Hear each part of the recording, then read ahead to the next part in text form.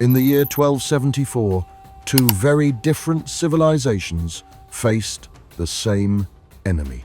The Mongol Empire, the most devastating military force the world had yet seen. By then, the Mongols had crushed armies from Poland to Persia. Cities had burned, dynasties had vanished, and now their attention turned east. China and Japan both stood in their path. Both societies were old, sophisticated, each governed millions of people, each supported by complex systems of law, landholding, and social hierarchy. And yet, when the Mongols struck, China and Japan responded in ways that revealed something far deeper than military strategy. They revealed two fundamentally different ideas about power itself. In China, governed at the time by the Song dynasty, armies were often commanded by scholar officials. Men who had spent decades studying Confucian classics. Men who passed brutal written examinations on ethics, history, and philosophy. Many of them had never trained for combat. Some had barely touched a weapon. They wore silk robes. They wrote poetry. They made decisions guided by ancient texts. They led not because they were born warriors, but because they had proven on paper that they deserved authority. Now pause for a moment and ask yourself, what kind of army does that produce? Japan answered that question very differently. Under the Kamakura shogunate, power rested with the samurai. Warriors trained from childhood for one purpose: violence. They could not quote Confucian classics. Many could not read complex texts at all, but they could draw a sword faster than the mind could follow. Ride through chaos, kill without hesitation. This is what society demanded from them. They fought because this is what their families taught them, because their lords commanded them, because violence was not a profession, it was an inheritance. Both the Chinese and the Japanese had the same enemy, but opposite responses. And here is what makes this fascinating. Both systems worked. The Mongols failed to conquer either society. On one hand, they were stopped by typhoons in Japan. On the other, they were slowed by geography and resistance in China. But the ways these civilizations organized power could not have been more different. China said, "Build a bureaucracy." Japan said, "Build an aristocracy." China said, "Order through law." Japan said, "Order through honor." So, this is not just a story about war. It is a story about how you make millions of people obey, through paper or through blood. Let's see how each path worked and why neither was accidental. Now, to understand Song China, you have to understand one extraordinary idea. In theory, your birth meant very little. What mattered was how well you performed on a test. That alone should make you pause. While Europe passed power through bloodlines and Japan entrusted authority to warrior families, China experimented with something radically different: rule by examination. The imperial examination system called Keiju did not begin with the Song. Its roots go back to the Sui dynasty in the 6th century, became more organized under the Tang, and reached its most refined form under the Song. The process unfolded in stages. First, local exams, thousands of candidates competing. Then prefectural exams. Then provincial exams. And finally, the palace examination, administered by the emperor himself. At each stage, most failed. Pass rates hovered around 1 or 2%. From tens of thousands who began the journey, perhaps 200 or 300 would reach the end. Years or even decades of study could vanish with a single poor performance. So, What were they tested on? Not swordsmanship, not horsemanship, not family name. They were tested on the Confucian classics, texts on ethics, history, governance, and moral philosophy. Candidates memorized vast bodies of classical Chinese, wrote intricate essays comparing historical precedents, composed poetry under strict formal rules, and argued how a moral ruler should behave. All of this took place in tiny examination cells, locked inside for days, writing continuously, watched closely to prevent cheating. Now imagine the stakes. Success meant everything.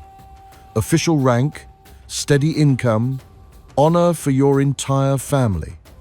Failure meant returning home to farming, to teaching, or to quiet obscurity. And here is the crucial point. In principle, anyone could take these exams. A farmer's son who studied relentlessly could become a provincial governor. A merchant's son who failed remained a merchant, no matter how wealthy his father was. Birth still mattered, because wealth bought tutors and books, but achievement mattered more than lineage. That alone made Song China unusual. The Song embraced this system more fully than any dynasty before them. They expanded it, increased the number of successful candidates, and, most tellingly, placed civil officials above military commanders. A scholar in silk robes outranked a general in armor. This was no accident. Confucian philosophy held that moral cultivation produced better leaders than raw force. A man trained to understand history and ethics, they believed, would govern more justly than one trained only to fight. The consequences were profound. Education flourished, private academies spread. Elite literacy reached levels unseen elsewhere. Chinese culture became standardized around shared texts and ideas. Aristocratic power weakened. And above all, China built a state that ran on paper, records, procedures, written law, not swords, which raises an uncomfortable question one will return to.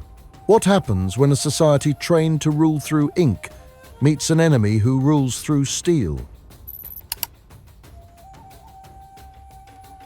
Now let us cross the sea to Japan. While Song China tested scholars on Confucian ethics, Kamakura shogunate organized society in a very different way, through blood, loyalty, and inherited violence. In Japan, there were no examinations to determine who ruled. You were born a samurai, or you were not. Your father served a lord called daimyo, so you served that same lord. Your family fought for the Minamoto clan, so your loyalty belonged to the Minamoto descendants, no matter what you believed in. Merit mattered far less than lineage. This produced a power structure utterly unlike China's. At the bottom were peasants, who produced food. Above them stood the samurai, who monopolized violence. Above the samurai were the daimyo, regional warlords who commanded armies. And above them, at least in theory, stood the shogun, the supreme military commander who ruled in the emperor's name while leaving the emperor himself a ceremonial figure. But here is what truly distinguished Japan's system. It ran on personal relationships, not institutions. A samurai did not serve the state. He served his lord. His obligation was not to abstract principles of law or justice, but to obedience, even when orders contradicted morality or common sense. Authority was fragmented. Each daimyo ruled his domain almost as a private kingdom, binding warriors through land grants, honor, fear, and the promise of reward. The ideology behind this was Bushido, the way of the warrior. It emphasized loyalty above life, honor above survival, and martial skill as the highest virtue. Failure carried consequences. A samurai who disgraced himself through cowardice disobedience, or incompetence had only one honorable option: to commit seppuku, ritual suicide, not metaphorical, common in their society. Defeated garrisons committed mass suicide. Warriors chose death over capture. Survival without honor was culturally unthinkable. Violence was not a flaw in this system. It was its foundation. Political disputes became armed conflicts. Succession crises turned into wars. Authority was maintained by demonstrating a willingness to kill or to die. And here the contrast with China becomes unmistakable. Chinese officials resolved disputes through written complaints, legal procedure, and appeals up the bureaucratic ladder. Japanese samurai resolved disputes through duels, vendettas, and small wars. The center often could not control. Chinese governors gained authority by passing exams. Japanese daimyo gained authority by conquering land. Two answers to the same problem, and both, in their own way, held together for a time. Every so often, history gives us a rare gift, a moment where two societies face the same crisis under nearly identical pressure and respond in completely different ways. The Mongol invasions of Japan in 1274 and 1281 were such a moment. When Kublai Khan sent his fleets east, the Kamakura shogunate responded exactly as a warrior society would. The shogun issued commands, the daimyo obeyed, and the samurai mobilized. There were no committees debating proper doctrine, no scholarly reviews of historical precedent for naval invasions. Orders moved through chains of personal loyalty, from lord to warrior to foot soldier. The response was fast and violent. Samurai fought with a desperation born from a culture where defeat meant dishonor worse than death. They launched small boats to harass Mongol ships, used Japan's terrain to negate mounted archery, and fought in aggressive, decentralized units that rewarded initiative. And when the typhoons came, often called the divine winds, Japanese forces were already inflicting serious damage through sheer ferocity. Now contrast this with China. The Song dynasty fought the Mongols for decades, and their response followed an entirely different logic. Armies were commanded by scholar officials trained in classical texts. Some performed well, others failed catastrophically, applying theory to situations they had never experienced. Military authority was deliberately constrained. Generals faced constant oversight from civilian officials. Orders were reviewed, revised, sometimes contradicted by men who had never seen a battlefield. This was not accidental. Song rulers remembered that powerful generals had overthrown earlier dynasties. They believed it is better to lose battles than to risk a military coup. So warriors were kept subordinate to scholars, even when that weakened battlefield effectiveness. The result was paradoxical. China eventually fell, becoming the Yuan dynasty in 1279, but it resisted far longer than most Mongol victims. Bureaucracy, fortifications, and population created grinding attrition that delayed conquest for generations. So, here is the lesson this crisis reveals. Japan responded quickly and survived intact. China responded slowly, but resisted for a long time. Two systems, two philosophies, two very different kinds of strength. And that leaves us with the final, uncomfortable question. Which kind of strength lasts longer when the crisis does not pass? At some point, every large society faces the same question. Not how to rule, but why anyone should accept being ruled at all. Force can seize power, yes. But force alone is never enough to sustain it. Sooner or later, people must believe that authority is legitimate.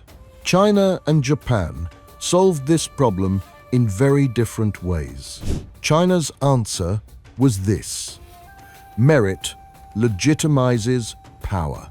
If the most educated, most morally cultivated, most intellectually capable people govern, then authority rests on demonstrable superiority. The examination system provided public proof. These officials did not inherit power. They earned it through extraordinary effort and learning. Obedience, in this system, could feel rational. You followed orders not simply because someone could punish you, but because the person issuing those orders had passed trials. You yourself could not. This did not eliminate corruption. It did not guarantee wisdom, but it created an ideology in which hierarchy made sense. Japan's answer was almost the opposite. Blood and loyalty legitimize power. If your family had always served this lord, then authority rested on bonds deeper than logic. You obeyed not because your lord was wiser than you, but because loyalty defined who you were. Both systems produced stability for a time.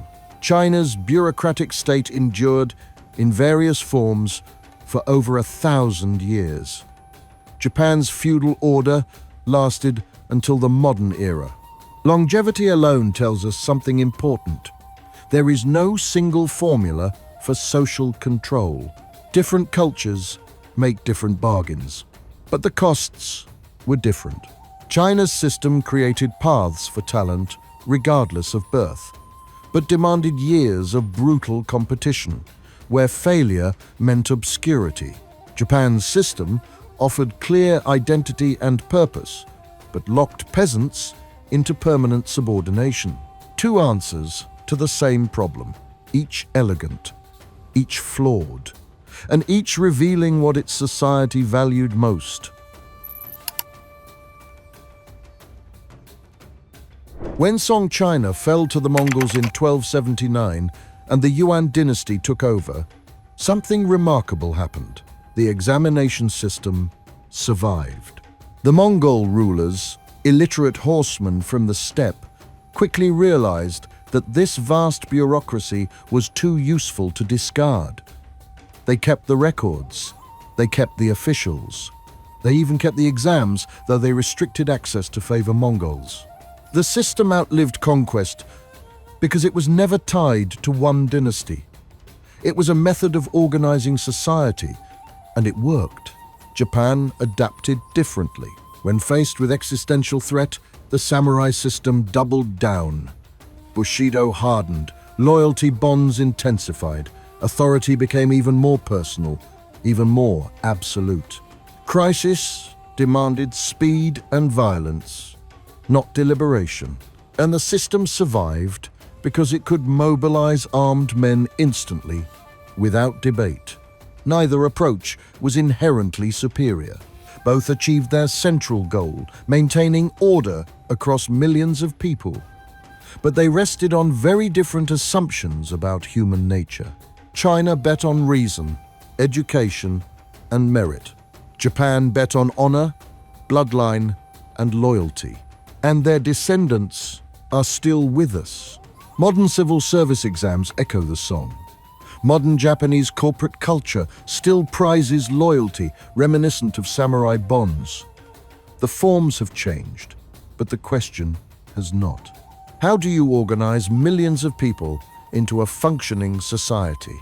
One answer was paper, procedure, and the promise that intelligence would be rewarded.